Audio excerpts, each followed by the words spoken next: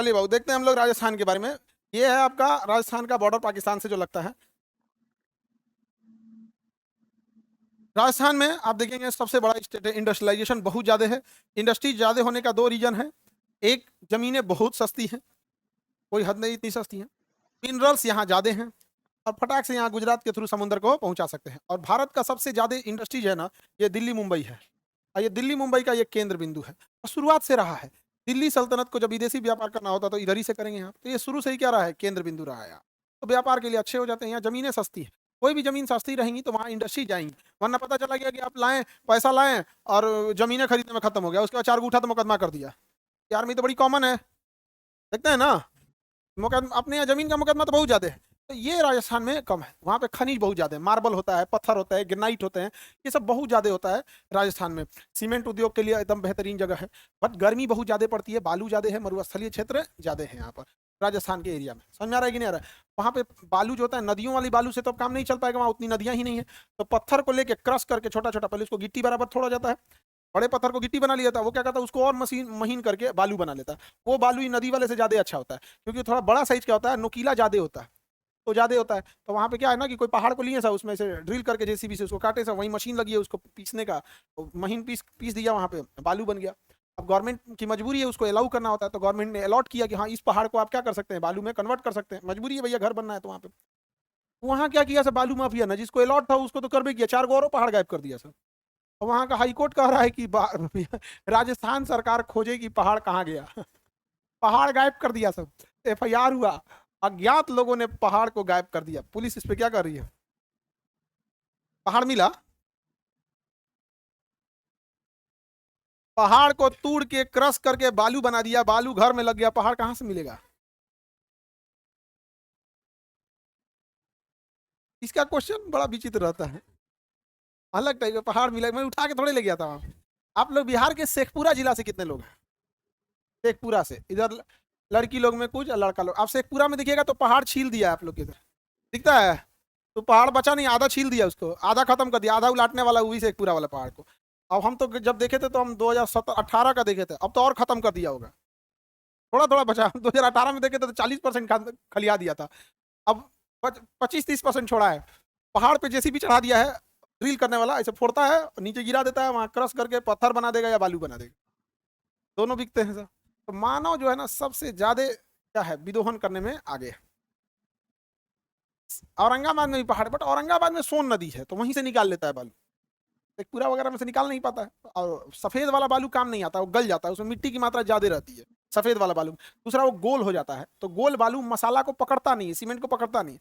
यही वजह है कि समुद्र के जो बालू है ना, उसमें पैर रखिएगा तो लगेगा सरसों के दाना पे रखे हैं, गोल गोल होता है। तो समुद्र के बालू से कभी घर नहीं बन सकता है। सऊदी अरब में इतने बालू हैं, वहां कभी घर नहीं बनता। मध्य प्रदेश से पहाड़ का टुकड़ा पत्थर खरीदता है और उसको फिर बालू बना के लेके जाता है कहाँ, दुबई। तो मध्य प्रदेश से बड़े अच्छे मात्रा में बालू वगैरह ले जाता है, कुछ राजस्थान से भी ले जाता है बालू वगैरह।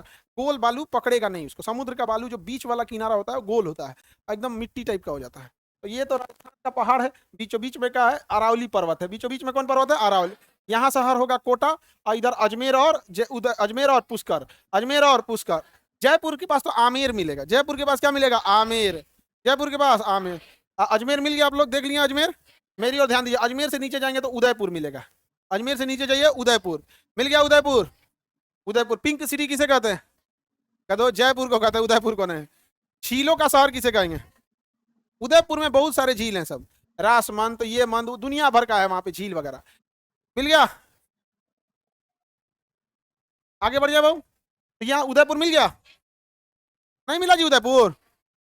हाँ, उदयपुर में 2 किले बहुत प्रसिद्ध है, उदयपुर का कुंभलगढ़ का किला और उदयपुर का चित्तौड़गढ़ का किला। उदयपुर में 2 किले प्रसिद्ध है, चित्तौड़गढ़ का किला और कुंभलगढ़ का किला। अब मेरी और बार ध्यान से समझो, इधर देखो सब लोग, ये पूरा एरिया कहलाता है मेवाड़। ये पूरा एरिया क्या कहलाएगा, मेवाड़। और मेवाड़ की कभी राजधानी रही है उदयपुर और कभी चित्तौड़गढ़, कभी चित्तौड़गढ़ कभी उदयपुर, समझ गया। लेकिन यहाँ 2 किले बहुत फेमस है, एक चित्तौड़गढ़ का किला और एक कुंभलगढ़ का किला। कुंभलगढ़ का किला ज्यादा भयानक है, क्योंकि उसमें कोई घेर लेगा ना तो अंदर खेती पानी और नहीं सब की व्यवस्था है। लेकिन चित्तौड़गढ़ का किला उठपटांग है, अगर चारों ओर से घेर लिया ना तो जा नहीं, भाग नहीं पाएंगे फिर आप, चारों पहाड़ पे है इसे। और दूसरा चित्तौड़गढ़ का किला अपना घोड़ा गाड़ी सब चली जाती है ऊपर। इसलिए वहां दुश्मन को भी पहुंचना आसान है। यहाँ तो दो प्रसिद्ध किले हैं। तो एरिया का नाम मेवाड़, एरिया का नाम, हिंदुस्तान में ये मेवाड़ के राजा हैं सब, जिंदगी में कभी किसी के आगे नहीं झुके, सब कभी नहीं झुके ये लोग। मेवाड़ में शुरू से ही इन लोग का इतिहास रहा है। यहीं के थे राणा सांगा, राणा सांगा कहाँ के थे? मेवाड़। अमर सिंह, उदय सिंह, महाराणा प्रताप, ये सब कहाँ के थे? यहीं मेवाड़ के ही थे। कहाँ के? मेवाड़। ये एकदम इसके बगल में ये सिंधिया, सिंधिया मराठा थे तो मराठों के साथ, नहीं समझ में आ गया? अंग्रेज आए तो अंग्रेजों के साथ, कांग्रेस की सरकार थी तो उसमें मंत्री, बीजेपी की सरकार है तो उसमें मंत्री, कल को तुम्हारी सरकार बन जाएगी उसमें ही मंत्री। एक बात बता रहे हैं, तुम्हें से पता नहीं कल कोई नेता बन गया तो हम क्या कहेंगे? आगे बढ़े, किसी को दिक्कत? तो कुंभलगढ़ का किला भारत का सबसे बड़ा किला है। भारत का सबसे बड़ा किला कौन सा है? कुंभलगढ़ का किला। और उदयपुर में चित्तौड़गढ़ का भी किला है भाई, चित्तौड़गढ़ का किला, कुंभलगढ़ का किला। बड़ा में कौन है? बड़ा में है कुंभलगढ़ का किला, और एक के पहाड़ पे है चित्तौड़गढ़ का किला।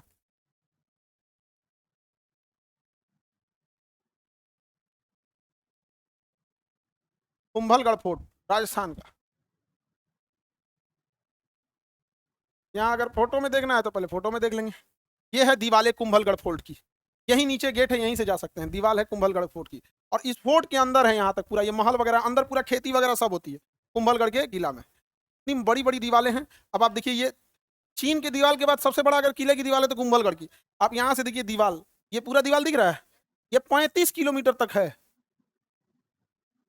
घूमते जाएंगे तो यहाँ पे इतना बड़ा है। यहाँ पे इसको नीचे अगर कोई घेर भी लेना तो अंदर पूरा खेती हो रहा है, और चढ़ने के लिए कहाँ से चढ़ जाएंगे? इतना भयानक दीवार है। दीवालों की डिजाइन अलग डिजाइन की है, इस पे दीवार पे कोई चढ़िए नहीं पाएगा। जो बनाने वाला ने जो डिजाइन बनाया है दीवार का, वो अलग डिजाइन का। देखिए जरा ध्यान से, ये दीवार पे कौन चढ़ेगा भाई? और जब ये दीवार है, सुराही टाइप का दिख रहा है ना, बोतल टाइप का दीवार है, और इसमें सब मोखा मोखा देख रहे हैं। तीर धनुष लेके इंतजार करता था पीछे से, आप इसमें मार नहीं पाइएगा, उसने टप दे मार दे। इसमें आता है तुम यहाँ कुंभलगढ़ के किला, गर्म पानी फेंक देंगे। हाँ, गर्म तेल खौला के फेंक देता था। इसमें किला जीतना बड़ा मुश्किल था। कौन सा किला ये? कुंभलगढ़ का किला, सबसे बड़ा किला भारत में कुंभलगढ़ का। दीवार देख रहे हैं? अब देखिए, ये इस साइड का है, दुश्मन आएगा तो यहाँ से इस साइड से चढ़ पाएगा। ये दीवार देख रहे हैं ना, कर्व शेप का है यहाँ पे। और इसके ऊपर देखिए पूरा ये घोड़ा को चलने के लिए यहाँ सैनिक खड़े रहते थे, दुश्मन उधर रहता था। इधर पूरा महल बसा हुआ है, मंदिर है, खेती है, सब है यहाँ पे, शहर बसा है इधर। तो इधर आना क्या था? मुश्किल। अब उधर से इधर हेलिएगा कैसे? दिख रहा है कितना बढ़िया पूरा बना है, इस पे घोड़ा लेके, तीर धनुष लेके सब रेडी है यहाँ पर कुंभलगढ़ के किला में। किसी को दिक्कत? बनावट है ये दीवार है, इधर बाउंड्री है, ये दीवार दिख रहा है, चढ़ पाएगा कोई? अजीब टाइप का ना बना दिया है, डिजाइन ही क्या है, अलग डिजाइन का यहाँ पर। और यहाँ पे रानी वगैरह का महल है, इतना हवा आता है ना, एसी फेल है। जो राजस्थान वाले तो इसमें तो बहुत बार गए, हम लोग तो एक के बार गए। यहाँ पे मंदिर बहुत बड़ा, एक दिन में घूम नहीं पाओगे, इतना बड़ा है। एक दिन में घूम लिया ना तो फिर तुमको अगले दिन पैर नहीं उठेगा। अरे बाप बाप, पूरा घूम दिए। अब चढ़ान भी है ना, अंदर अंदर 15-20 पहाड़ है। किला के अंदर क्या है? पहाड़ है, खेती वगैरह सारी चीजें होती हैं कुंभलगढ़ के किला में। किसी को दिक्कत? मंदिर है अंदर, महल है, मंदिर है, अलग अलग लोगों को, किसी राजा का महल तरह, ये सब में हवा बहुत अच्छा आता है। दुश्मन कहाँ रहेगा? नीचे। दुश्मन कहाँ है? नीचे। अकेले इधर है। अब उधर अगर फौज खड़ी है 50,000 का भी, इधर से तीर मारेगा सब, तो तीर को तो फेंकियो देंगे तो घुप जाएगा। और वो नीचे से चलाएगा तो ये राजा तीर पकड़ लेते, आओ आओ तीर आओ, तीर आओ, ले आए, सही जाते नहीं, तीर आए। नीचे से तो ग्रेविटी काम करेगी, ऊपर से तो ग्रेविटी और क्या करेगी? पुल करेगी। कहाँ तक आइएगा? पूरा पहाड़ है, दिख रहा है। एक तो दुश्मन के कहाँ तक है तभी पता चलेगा। इधर घेर के कुछ मार देंगे, कुछ इधर घेर के मार देंगे, कुछ इधर घेर के मार देंगे। समझ आएगी नहीं आ गया? कौन सा किला भाई? कुंभलगढ़ का किला। ठीक है, ये गेट है अपना, अलग अलग गेट है। आगे बढ़ जा, किला समझ में आ गया? कौन सा किला है ये? कुंभलगढ़ का किला। इसमें तो दिखे, ये है कुंभलगढ़ फोर्ट।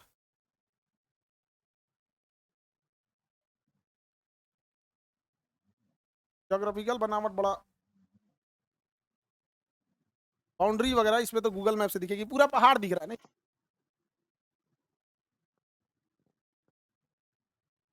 पूरा का पूरा ये एरिया जो है ना, इतना बड़ा एरिया फोर्ट के अंदर ले लिया यहाँ। और दूसरा किला क्या था? चित्तौड़गढ़ का, कुंभलगढ़। ठीक है, थोड़ा सा ब्लर टाइप का दिख रहा होगा यहाँ। ये सारी क्या है? दीवारें हैं। और दीवार दिखेगा एक सीध में नहीं है, जिग जैग है, ताकि किधर भी छुपा रहेगा मार सकते हैं, इधर से नहीं उधर से मार सकते। अंदर क्या कर सकते हैं? खेती वगैरह सब कर सकते हैं। दीवार देखिए यहाँ पे, आप लोग हिंदुस्तान के होके हम लोग को पता है कि चीन की दीवार ही लंबी है, ये पूरी दीवार जा रही है वो साइड, अरे भैया ज्यादा ही जूम कर दिया, ये साइड साइड से क्या जा रही है, दीवार जा रही है, पूरा ये किला में दिख रहा है ये। अगर इस किले को कहीं से घेर भी लिया जाए तो अंदर पूरा शहर बसा हुआ है, ठीक है, इतना बड़ा शहर बसा हुआ है कि अंदर अगर घेर भी लिया जाए किसी को तो खेती वगैरह कर रहा है, पानी का स्रोत है, खेती का है, सारा बड़ा सा स्रोत है। बफरिंग क्यों करना है जी, दोबारा रिज्वाइन कर लो जिनको बफरिंग कर रहा है। कुंभलगढ़ समझ में आ गया कि नहीं आ गया? और इसी उदयपुर में एक और कौन सा है, हाँ, चित्तौड़गढ़ फोर्ट, इसी में है उदयपुर में ही।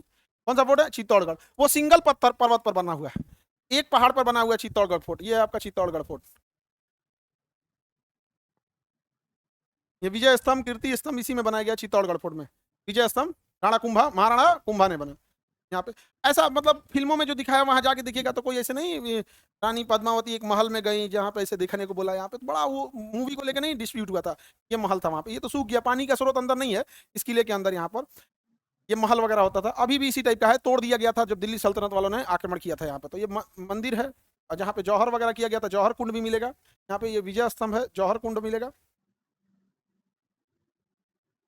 ये कहाँ का किला है? चित्तौड़गढ़ का, चित्तौड़गढ़ का, महाराणा कुंभा ने बनवाया था। आगे देखते हैं,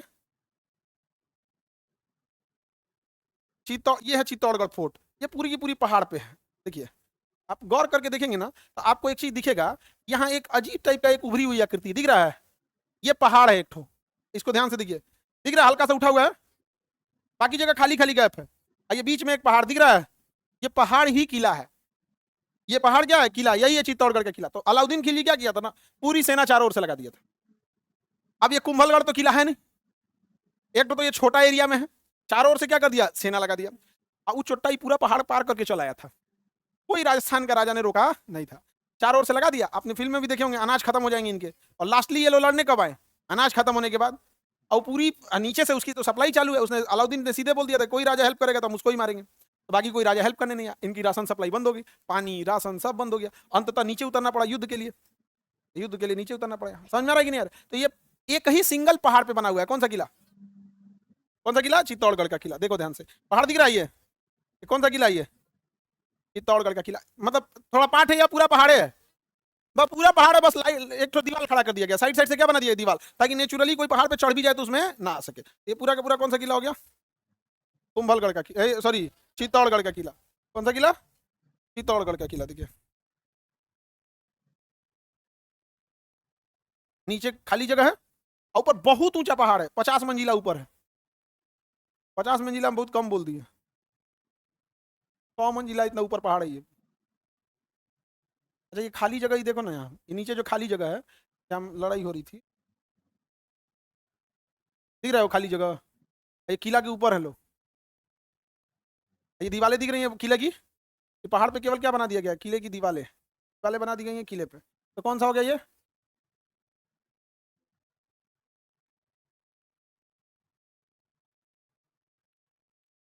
हो गया। बड़ा कौन सा था, कुंभलगढ़ या चित्तौड़गढ़? हाँ कुंभल।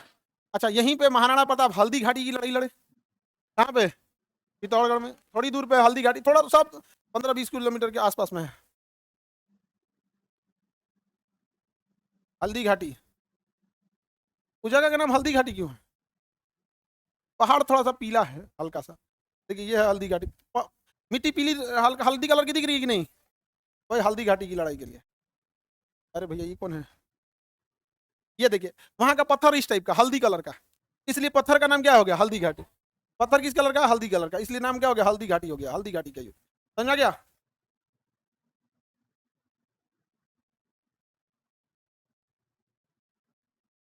ये हल्दी घाटी का मैदान हो गया। पर्वत का कलर आपको अलग टाइप का मिलेगा यहाँ, कलर अलग मिल रहा है ना हल्दी कलर का, इसलिए नाम क्या हो गया? हल्दी घाटी। वापस आ जाते हैं हम लोग उदयपुर, मिल गया उदयपुर, कुंभलगढ़ किला उदयपुर, चित्तौड़गढ़ किला उदय, कभी राजधानी चित्तौड़गढ़ होती थी, कभी राजधानी उदयपुर, कभी राजधानी कुंभलगढ़। समझ आ गया कि नहीं आ गया? कभी राजधानी सबका अलग अलग होता था।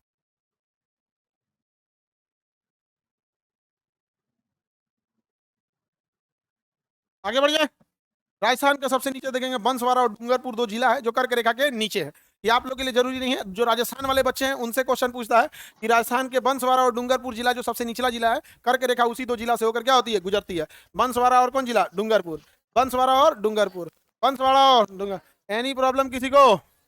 आगे बढ़ जाए। राजस्थान समझ में आ रहा है? मेजर सिटीज देख लिए, बड़े जो शहर हैं।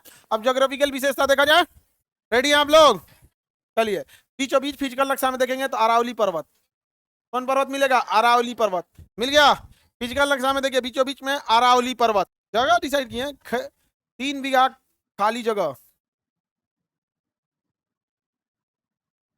बफरिंग क्यों कर रहा है इतना?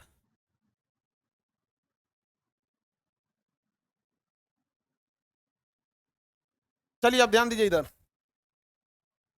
इधर ध्यान दीजिए। कौन पर्वत हो गया, अरावली। अरावली पर्वत से इस साइड में देखेंगे एक नदी निकलेगी, लूनी नदी। कौन सी नदी निकलेगी, लूनी नदी। कौन सी नदी है, लूनी नदी। गुजरात में जाके समाप्त हो जाती है कच्छ के मरुस्थल में। कहाँ समाप्त हो जाएगी, कच्छ के मरुस्थल में। तो गुजरात पढ़ाएंगे तो कच्छ मरुस्थल पढ़ाएंगे। अभी वो कहाँ समाप्त होती है, गुजरात में। कहाँ समाप्त होती है, गुजरात में।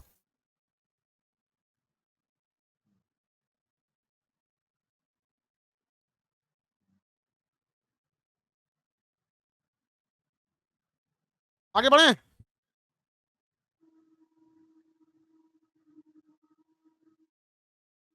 बताइए ये कौन सा हो गया, लूनी नदी है। कौन सी नदी है ये, लूनी नदी है। इधर देखेंगे तो बनास नदी मिलेगी। कौन नदी मिलेगी, बनास। मिल गई बनास। अरावली के पश्चिम से निकलेगी लूनी, अरावली के पूरब से निकलेगी बनास। अरावली के पश्चिम, अरावली के पूरब, अरावली के पश्चिम पूरब। Any problem? बनास नदी आप देखिएगा इधर मेरी, देखिए पूरे नक्शा के एकदम लास्ट में देखेंगे मिलेगी चंबल नदी, एकदम लास्ट में देखिए, एकदम शर्ट के एकदम चंबल नदी। बनास किस में जाके मिल जाती है, चंबल नदी में। किसमें जाके मिलती है, चंबल नदी में। मिल गया, चंबल नदी में। सबसे ज्यादा बीहड़ का निर्माण कौन करती है, चंबल नदी। पूरी जमीन काट के गड्ढा उड्ढा बना के चली जाती है। इसी चंबल में डाकू रहते हैं, चंबल बीहड़ में। चंबल के बीहड़ में कौन रहते थे, डाकू। समझ आ गया कि नहीं आ गया? चंबल के बीहड़ में कौन रहते थे, डाकू रहते थे चंबल नदी में। बीहड़ किसे कहते हैं, गड्ढा रहता है। और गड्ढा थोड़ा मोड़ा नहीं, 2 मंजिला इतना गड्ढा रहता है नीचे, फिर जमीन मिलेगा, फिर गड्ढा मिलेगा, फिर जमीन मिलेगा। मतलब गाड़ी चल ही नहीं सकती है, साइकिल नहीं चला पाओगे उसमें। जब भी भागोगे पैदल भागना पड़ेगा बीहड़ में। समझा गया? तो बीहड़ उस समय डाकुओं के लिए सबसे अच्छा जगह होता। अब तो ड्रोन लगा के उड़ा देगा बीहड़ में, नहीं समझे? ड्रोन का यूज करके हम लोग बीहड़ को क्या कर सकते हैं, उड़ा सकते हैं। डाकू के लिए वहां पर फूलन देवी, चंबल की यहाँ पे डाकू में सबसे प्रसिद्ध फूलन देवी, डाकुओं के लिए प्रसिद्ध था वहां पर। हालांकि फूलन देवी के साथ जो अत्याचार हुआ वो किसी ने नहीं देखा। सबसे ज्यादा अत्याचार हुआ था फूलन देवी के साथ यहाँ पर। 12 14 साल की थी तो 40 साल के आदमी से ब्याह कर दिया गया, वो भगा दिया। गांव के संभ्रांत बड़े लोगों ने मिलकर कई दिनों तक रेप किया। उसके बाद अत्याचार का हद देखो, कपड़े उतार कर निर्वस्त्र अब बीच चौराहे पे बोला था कि जाओ पानी भर के लाओ। अब भरवाया था और नपुंसक समाज देखा था इस चीज को। अब बताओ कौन इंसान अब जीने की कल्पना करेगा? तो फूलन देवी ने डाकुओं के साथ मिलकर अब बंदूक उठा ली, बंदूक उठा ली। और जिन बड़ी जातियों ने उनके साथ अत्याचार किया था उन सब जाने के यहाँ कोई फंक्शन था, सबको लाइन से खड़ा करके गोली मार दी। कुछ लोगों का कहना है कि उसमें कई लोग निर्दोष भी थे। बात यहाँ दोषी और निर्दोष का था ही नहीं। बात यहाँ पर्सनल लड़ाई कहाँ था कि दोषी और निर्दोष है। बात यहाँ ये कि फूलन देवी कौन सी गलती की थी, उसको जाति के नाम पे मारा गया था, जाति के नाम पे बदला ली थी। पर्सनल दुश्मनी रहे कि हम आपका खेत कब्जिया लिए, आप हमको मार दीजिए, तो अब ना देखेंगे कि आप दोषी थे कि नहीं दोषी थे। यहाँ तो बात हो रही है आप जातिगत मन में जो उन्माद पहले, फूलन देवी खड़ा करके सबको लाइन से गोली मार दी। अब पहले पगड़िया उतरवाई थी सबका, उतार पगड़ी यहाँ पे, अब फिर सबको गोली मार दी थी A to Z करके। पूरी पुलिस खोजते रह गई, कभी फूलन देवी को पकड़ नहीं पाई वहां पे, कभी नहीं पकड़ पाए। बैंडेड क्वीन नाम की मूवी बनी है फूलन देवी में। गरज उठी थी चंबल में, वो बंदूक पुरानी थी, नाम था उसका फूलन देवी, वो चंबल की रानी थी। सबका अकेले छक्का छोड़ा थे, पुलिस कोई नहीं पकड़ पाया। बाद में उन्होंने सरेंडर किया, हथियार क्या किया, सरेंडर किया। तो जब आप कोई अपराध करके सरेंडर कर देते हैं ना, तो कानून कहता है कि आपको सजा दिया जाएगा बट कम दिया जाएगा। समझा? दूसरा, सरकार के पास ऑप्शन रहता है कि सजा माफ कर देने की। तो फूलन देवी हथियार लेके आई, सरेंडर कर दी। फिर उसके बाद से सजा काटी, माफ हुई, फिर सांसद बनी। सांसद बनने के बाद वहां पर फिर एक हत्या कर दी गई उनकी, गोली मार दिया गया। फूलन देवी को क्या कर दिया गया, गोली मार दी। समझ में आ गया कि नहीं आ गया? तो गोली मारने वाले लोगों का कहना है कि मासूम लोगों की भी जान ली थी। भाई वहां 1 to 1 झगड़ा ही नहीं था, है कि नहीं? और ये कहाँ का न्याय था? वो केवल छोटी क्या होने की वजह से, जाति होने का। अब समझ में आता है मुगल काहे भारत में घुस गए थे सब। हाँ, बहुत सारी चीजों अंग्रेजों ने हम लोग के ऊपर जो थोप के गए, कुछ ठीक चीज गए, जैसे सती प्रथा को खत्म करके गए। जाति व्यवस्था को नहीं बढ़ावा देना चाहते थे, जाति व्यवस्था को बढ़ावा नहीं देना चाहते थे। समझ में आया कि नहीं आ गया? आगे बढ़े। वहां पे रंग भेद है, अंग्रेजों के पास क्या है? रंग भेद। इतना नफरत भर जाता है ना जाति को लेके, हमको यही नहीं समझ में आता है कि नफरत इतना आता कैसे।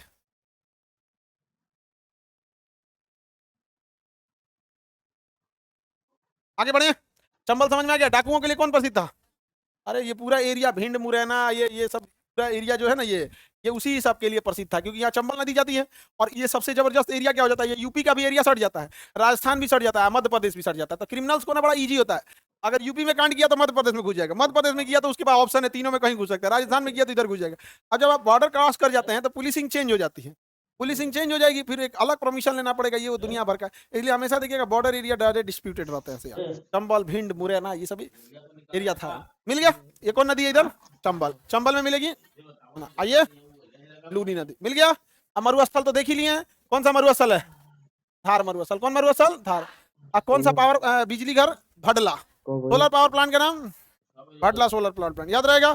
क्या यहाँ का बालू घर बनाने के काम में आता? नहीं आता। क्यों? गोल हो जाता, आपस में रगड़ा रगड़ा के क्या हो जाता है? गोल हो जाता है। लेकिन अगर किसी चीज को फोड़ के क्रश करके महीन कीजिएगा तो तुरंत गोल नहीं होगा, कुछ समय बाद अगर उसको यूज नहीं कीजिएगा, 200-400 साल पड़ा रहेगा तो क्या हो जाएगा? गोल हो जाएगा। तो जो मरुस्थल है बालू आज के हैं, सब हजारों साल पहले के हैं सभी सब में।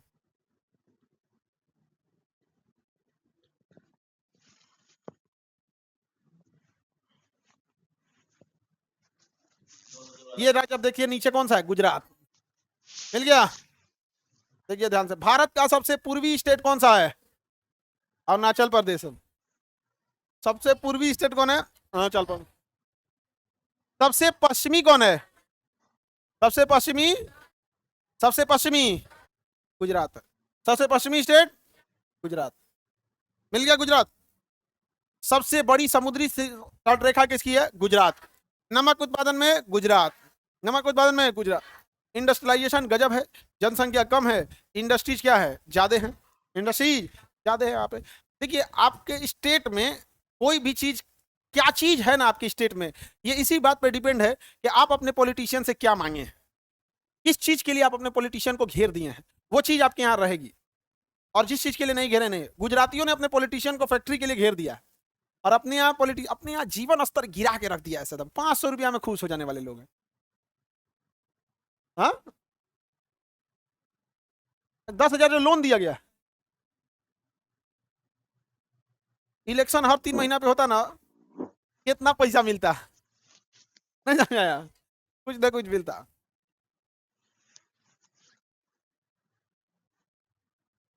आगे बढ़े, बताइए। गुजरात मिल गया? गुजरात का ये एरिया देखिएगा, मिलेगा कच्छ। मिला कच्छ मरुस्थल, रनन ऑफ कच्छ लिखा, कच्छ का रण, कच्छ का रण लिखा है। वह एक तरह का क्या है? मरुस्थल है। क्या है? मरुस्थल है। कच्छ का रण क्या है? मरुस्थल है। कच्छ का रण क्या है? मरुस्थल। मिल गया? कच्छ का रण एक मरुस्थल है।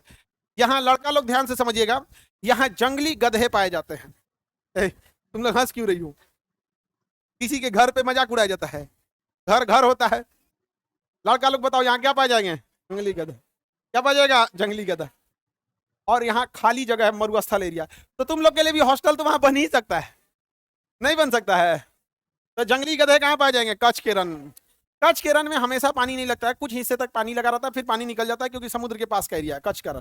कच्छ के बीचों बीच में देखिएगा लिखा होगा भुज। कच्छ के बीचों बीच में देखिए भुज लिखा है, लिखा है भुज। कच्छ के बीचों बीच में क्या लिखा है? भुज। Any problem? क्या लिखा है? भुज। तो जो यहाँ भूकंप आया जानते हैं कब? 26 जनवरी को। ये कोई दिन है आने का? 26 जनवरी 2001। ये कोई दिन है? कब आ रहा है? सुबह 9 बजे, ठंडा फहराने के टाइम। अजब हाल है, भूकंप को भी समझ में नहीं आता। अब ज्यादा संख्या में बच्चे मर गए थे स्कूल में, उस समय बच्चे थे। अब भी तो दिनों तारीख का ध्यान नहीं रहता, बताइए। बहुत खराब 26 जनवरी को आ गया। बहुत बड़े लेवल का भूकंप था, बहुत बड़े, हजारों लोग मरे थे। सरकारी आंकड़े तो दबा दिए जाते, नहीं समझ आ गया? उस सरकारी आंकड़े में क्या चीज आएगा यहाँ पे? तो आप पेपर लीक होगा दबा देगा उसको, नहीं समझ आ गया? कुछ भी होगा वहां पे तो ऐसा नहीं, सरकारी आंकड़े छुपा के बताया जाता है। तुम ट्रेन पूरा उलाट दो, देखो आएगा 12 लोगों की मृत्यु, पूरा ट्रेन तुम उलाट दो, कितना आएगा? उस यही बताइए करता है वहां पे सरकारी आक्रमण, लेकिन बहुत ज्यादा लोगों की क्या हो गई थी, मृत्यु हो गई थी बहुत। अब इसमें तो प्राकृतिक आपदा है, इसमें क्या ही आदमी कर सकता है। हालांकि जितनी बड़ी इमारतें हैं उन इमारतों के पास सिस्मिक डैम्पर या सिस्मिक ऑसिलेटर लगाना जरूरी होता है। सिस्मिक डैम्पर या सिस्मिक ऑसिलेटर लगाना जरूरी होता है। एकदम कोना में देखेंगे तो लिखा होगा सर क्रीक।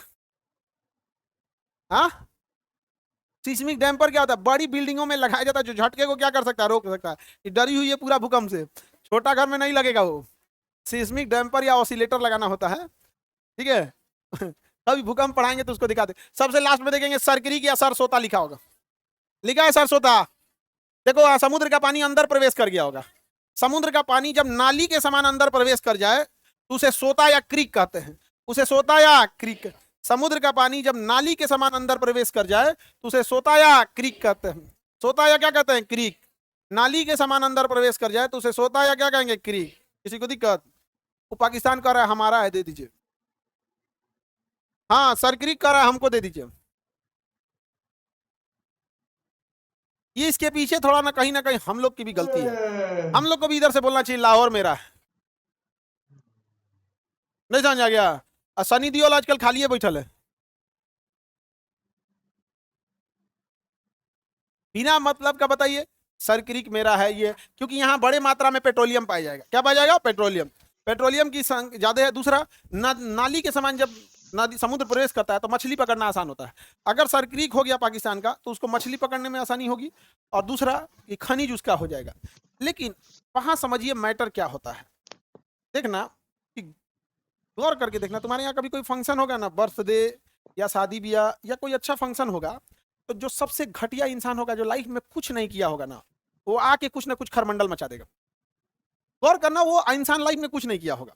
खाना ठीक नहीं था, तब से हम खोज रहे हैं, तकिया नहीं मिल रहा है, सुतने का व्यवस्था नहीं है यहाँ पे। जो सबसे घटिया होगा वही ये नौटंकी करेगा यहाँ पर, सबसे घटिया। क्यों? क्योंकि उसको लोग जान ही नहीं रहे, उसको आइडेंटिटी क्राइसिस है। हर जगह होता है यहाँ पर, देखना। केवल ये शादी ब्याह तक सीमित नहीं है, हर जगह में। यहाँ देखना, टीचिंग में भी देखना, जो टीचर का क्लास वालास नहीं चलेगा ना, फलानिया कौन चीज करता है जी, जो हम चीज बोल देंगे, अगर कुछ आता है, रे भैया तो कौन चीज कर रहा है।